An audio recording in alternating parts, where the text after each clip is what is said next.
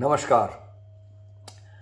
आज पिछले 2 दिन जिस विषय पे हम बात कर रहे थे, उसी विषय को और थोड़ा गहराई से समझने की कोशिश करेंगे।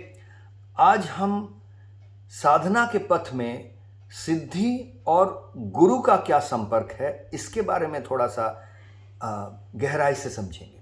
हाँ, गुरु, साधना और सिद्धि। पिछले 2 दिन से हम सिद्धि के बारे में बात कर रहे थे। सिद्धिदाता गणेश की बात किए थे।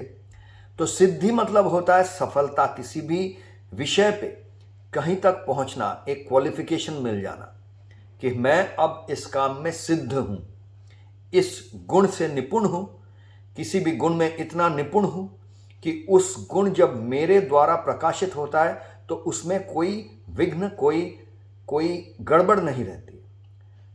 तो यानी कि जैसे पहले भी हम लोग समझे हैं कि जब तबला बजा रहे हैं तो तबले में बजाने में अगर साधना सही रहा है, साधना चल रहा है, गुरु सान्निध्य मिला है, गुरु से सही प्रज्ञा मिला है, कौशल मिला है, यानी टेक्निक मिला है, और मैं उसको लेकर साधा हूँ, साधक बना हूँ और निरंतर साधना किया हूँ, तो चलते चलते कहीं तक पहुँचा हूँ जहाँ पर जब भी तबले पे उंगली चलती है तो ताल नहीं कटता है, लय बराबर रहता है, और उस तबले से निकलता हुआ आवाज में सतमंगल में सुंदर का स्वरूप देखने को मिलता है, सुनने को मिलता है।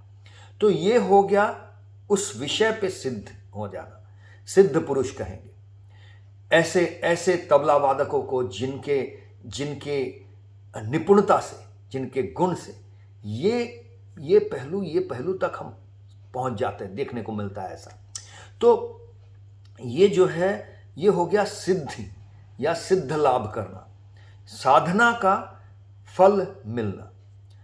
यहां पे एक बात समझना जरूरी है, गुरु का यहां पर रोल क्या है। अब गुरु यानी आध्यात्मिक तौर से या ऐसे जो साधनाएं होती है, इसमें हम लोग गुरु को मानते हैं। नहीं तो आजकल जो शिक्षा का प्रथा चल रहा है, इसमें गुरु नहीं कहा जाता है, टीचर बोला जाता है। टीचर स्टूडेंट का संपर्क हो गया, संबंध हो गया, या आचार्य शिष्य माना जाता था, गुरु शिष्य। तो ये एक हद तक गुरु और शिष्य और टीचर स्टूडेंट, ये जो संबंध है, इसमें जो फर्क है, इसमें भी एक फर्क है जो हम कर्मयोग फॉर 21st सेंचुरी या फिट फॉर लाइफ इस प्रोग्राम में हमारा जो राह है, इसमें हम मानते हैं। इसके बारे में किसी और दिन बात करेंगे।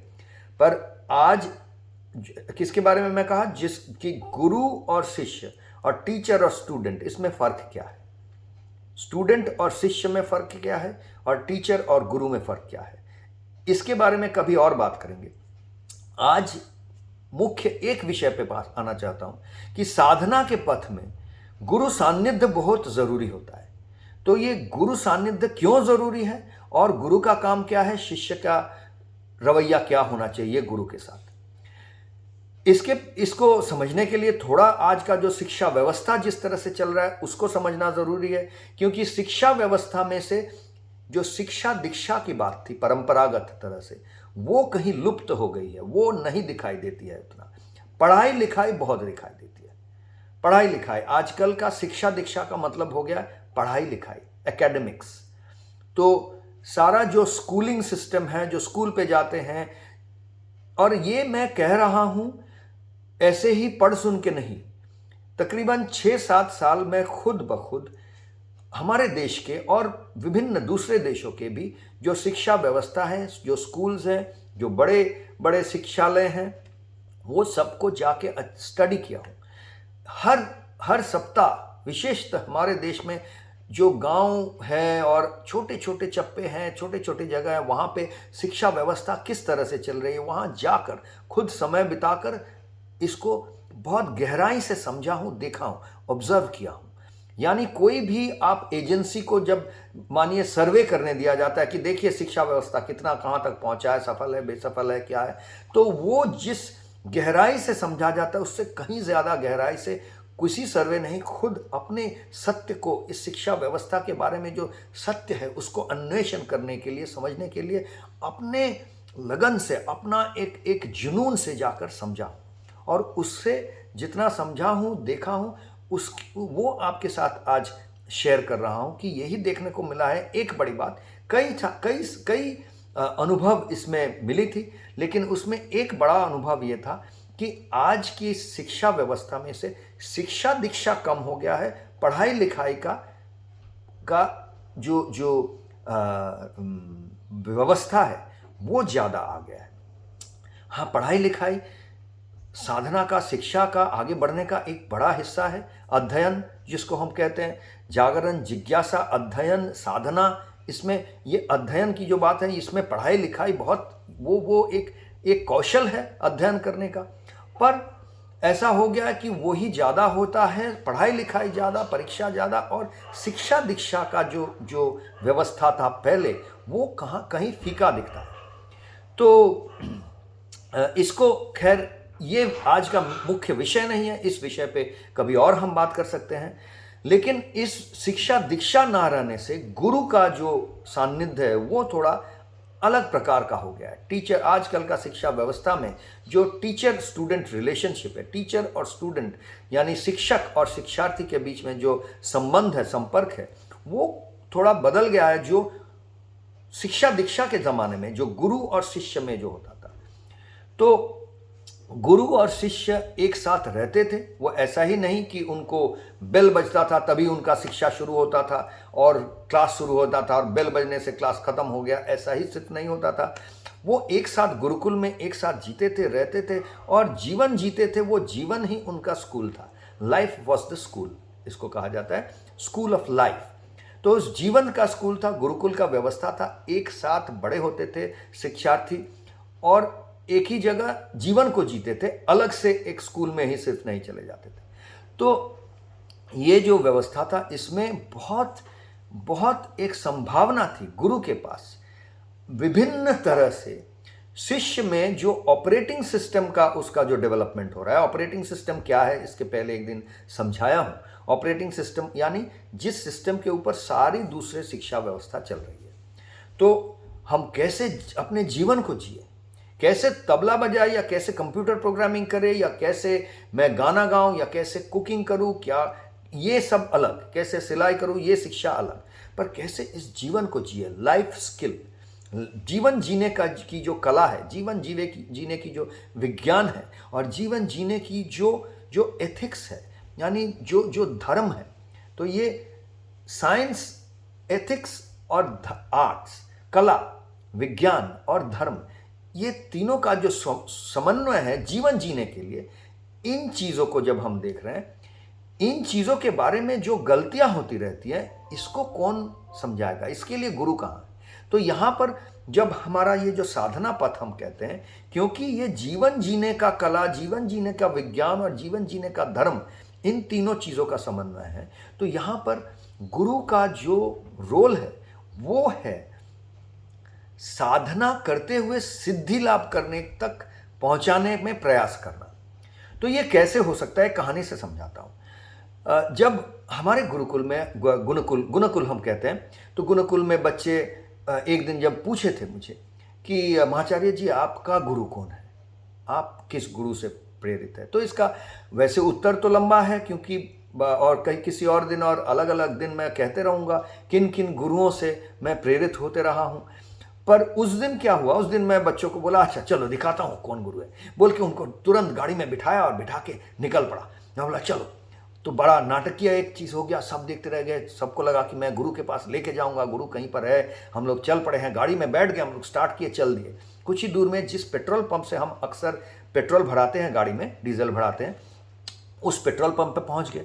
उस पंप में पहुँचे तो वहाँ पे पेट्रोल पंप के पास एक पंक्चर रिपेयर करने का दुकान भी रहता है, आप सबको पता है वैसे।